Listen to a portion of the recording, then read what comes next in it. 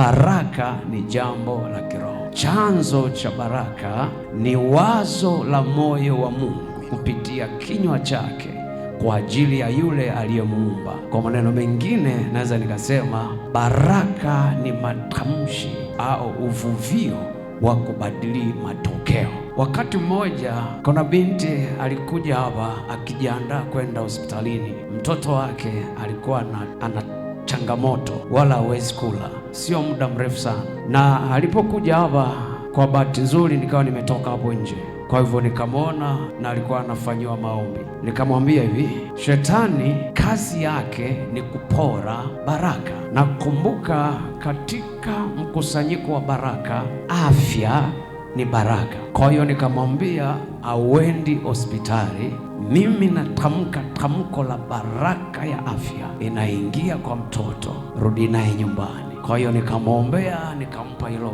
neno la baraka, akarudi nyumbani, hakwenda hospitalini. Mchana akarudi kumtolea Mungu sadaka ya shukrani, kwa sababu Mungu tayari alishamponya mtoto wake. Bwana Yesu asifiwe. Na akala chakula kingi sana. Kwa nini? Kwa sababu baraka ya Mungu inatajirisha. Kumbe afya na yenyewe ikiwa njema ni utajiri. Kuna mtu unazungumza naye,